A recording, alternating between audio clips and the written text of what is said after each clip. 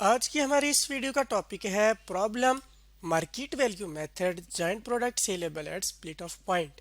यानी कि जब हमारे पास जॉइंट प्रोडक्ट होते हैं और वो सेलेबल होते हैं स्प्लिट ऑफ पॉइंट के ऊपर और मार्केट वैल्यू मेथड को हमने इस्तेमाल करना है तो उसके ऊपर हम एक प्रॉब्लम करने जा रहे हैं। जिस तरह पिछली वीडियो के अंदर हमने देखा था कि हमारे पास ये मार्केट वैल्यू मेथड क्या होता है। ये हमारे पास था location of joint cost relative total cost value की बेस के ऊपर एट स्प्लिट ऑफ पॉइंट। यानी कि जब हमारे पास स्प्लिट ऑफ पॉइंट के ऊपर जिस पॉइंट के ऊपर हमारे दोनों जॉइंट प्रोडक्ट अलग हो जाते हैं उस पॉइंट के ऊपर अगर हमें उनकी टोटल सेल्स वैल्यू पता हो तो उससे रिलेटिवली हम उनकी जो जॉइंट कॉस्ट है उसको एलोकेट करते हैं। जिस तरह हमने यहाँ पे किया था कि अगर हमारे पास जॉइंट कॉस्ट 10 मिलियन की थी और पेट्रोल और डीजल हमारे पास दो जॉइंट प्रोडक्ट थे और इनकी सेल्स वैल्यू 15 और 20 मिलियन हमें गिवन थी, तो हमने इसको इस्तेमाल करते हुए इस 10 मिलियन को यहाँ पे करना सीखा था। तो अब इस वीडियो के अंदर हम जो है वो एक प्रॉब्लम करने जा रहे हैं जिसके अंदर हम ये वाला मेथड प्रॉपरली इस्तेमाल करेंगे। अगर हम अपने क्वेश्चन की तरफ चलते हैं तो हमें बताया गया है कि जी during the month of January Afaq limited के बारे में हमें एक डाटा जो है वो अवेलेबल है कि जी अफाक इंडस्ट्रीज प्रोसेस करता है बेसिक रॉ मटेरियल को थ्रू मैन्युफैक्चरिंग प्रोसेस जो यील्ड करता है यानी आउटपुट में देता है three products, product X, product Y and product Z. There are no beginning inventory and closing inventory उसने बताया है और प्रोडक्ट्स जो है वो सेल कर दिए जाते हैं स्प्लिट ऑफ पॉइंट के ऊपर। उसके अलावा उसने बताया कि details are available below, cost जो है वो स्प्लिट ऑफ पॉइंट की वो हमें दी गई है रॉ मटेरियल, लेबर और ओवरहेड की। यानी कि प्रोडक्ट एक्स, वाई और जी के लिए जो हमने प्रोसेस किया था स्प्लिट ऑफ पॉइंट तक पहुंचने के लिए हमारा रॉ मटेरियल, लेबर और ओवरहेड के जो खर्चे हुए थे वो उसने हमें अलग अलग करके 3 लाख, 2 लाख और 1 लाख के बता दिए हैं।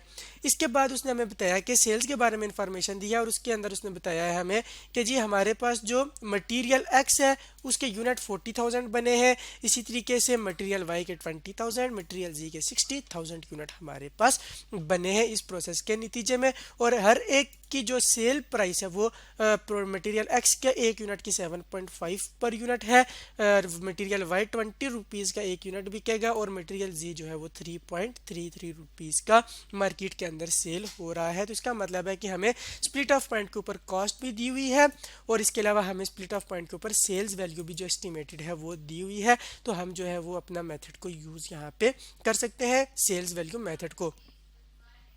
इसके बाद हमसे रिक्वायर्ड किया गया है assuming all product were sold in month of जनवरी के ये मंथ ऑफ जनवरी के अंदर ही तमाम के तमाम मटेरियल यूनिट जो है वो मटेरियल तमाम के वो सेल आउट हो गए। तो कह रहा है कि what will be the total cost for each product using sales value method. यानी कि प्रोडक्ट एक्स, वाई और जी की कॉस्ट कितनी होगी अगर हमारे पास टोटल कॉस्ट ये है और हमने उसको फाइंड करना है यूजिंग सेल वैल्यू मेथड को। तो चलते हैं क्वेश्चन के सोल्यूशन की तरफ और इस क्वेश्चन को देखते हैं कि किस तरीके से सॉल्व करना है। अब इस क्वेश्चन को सॉल्व करने के लिए हमें टोटल सेल्स और टोटल कॉस्ट का पता होना ज़रूरी है। यानी कि ये जो हमारे पास मटेरियल एक्स, वाई और जी की है इनकी इंडिविजुअली यानी कि ये टोटल कितने का सेल हुआ, फिर मटेरियल वाई और मटेरियल जी कितने का टोटल सेल हुआ और देन हमने ये देखना है कि ओवरऑल मटेरियल एक्स, वाई और जी को बेच के अफाक लिमिटेड ने या अफाक इंडस्ट्रीज जो है उससे कितना रेवेन्यू अर्न किया है। उसके अलावा हमें ये पता करना होगा कि हमारी ये टोटल कॉस्ट कितनी थी। ये मटेरियल, लेबर और ओवरहेड के लिए अलग अलग बताई हुई है तो हमने इनका भी टोटल लेना है। तो सबसे पहले अगर हम टोटल सेल्स का लेते हैं तो हमारे पास क्या बनता है, हम इसी तरीके से इस वाले कॉलम को यहाँ नीचे अपने पास कॉपी पेस्ट कर लेते हैं और देखते हैं कि नेक्स्ट इसके ऊपर क्या प्रोसीडिंग करनी है। तो यहाँ पे अगर हम कॉलम बना लें कि टोटल का और हमें ये देखना हो कि टोटल इनकी कितनी आ रही है सेल्स वैल्यू, तो हमें क्या करना पड़ेगा, हमें मल्टीप्लाई करना पड़ेगा नंबर ऑफ यूनिट को किसके साथ, पर यूनिट की जो कॉस्ट है उसके साथ। तो हमारे पास आ जाता है 3 लाख रुपीज़ मटीरियल एक्स की जो है वो सेल वैल्यू आ जाती है।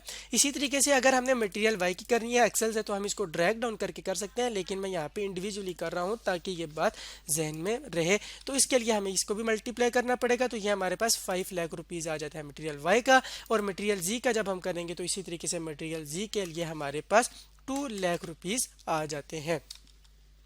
अब अगर हम यहाँ पे इन सब का टोटल लें और देखें कि हमारी टोटल सेल्स वैल्यू कितनी आई है तो हमें क्या करना पड़ेगा, उसके लिए हमें यहाँ पे सम करना पड़ेगा किस किस को, सम करना पड़ेगा मटेरियल एक्स को, वाई को और जी को। तो उसको करने के लिए हम यहाँ पे इन तमाम चीज़ों को रख लेते हैं और फार्मूले के अंदर पुट करते हैं। तो ये हमारे पास आ जाती है टोटल वैल्यू कितनी, ये हमारे पास आ जाती है total value of 1 lakh rupees की, 1 मिलियन की, जिसको मैं यहाँ पे बोल्ड कर लेता हूँ। तो यूं हमारे पास इसका मतलब ये हो गया कि टोटल जो सेल्स वैल्यू आ जाएगी वो हमारी आ जाएगी 1 मिलियन की, यानी कि 10 लाख रुपीज़ की। इसके बाद हमें टोटल कॉस्ट चाहिए। तो टोटल कॉस्ट के लिए हमारे पास यहाँ पे दी हुई है रॉ मटेरियल, लेबर और ओवरहेड की।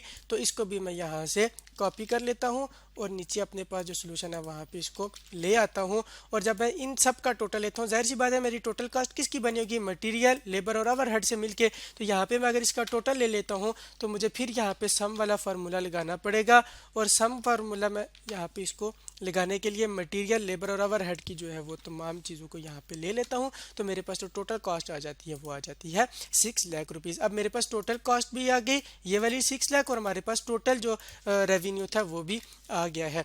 अब हमने क्या करना है, अब हमने प्रोपोर्शन करना है, यानी ये देखना है कि मटेरियल एक्स जो है वो मेरे इस सेल्स के कितने परसेंट है, मेरी मटेरियल वाई का जो सेल वैल्यू है वो टोटल सेल्स वैल्यू के कितने पोर्शन है। इसी तरीके से मटेरियल जी जो है वो मेरी टोटल वैल्यू के अंदर कितने परसेंट कंट्रीब्यूट कर रहा है। तो उसको करने के लिए मुझे यहाँ पे क्या करना पड़ेगा, डिवाइड करूंगा किसको, 3 लाख को।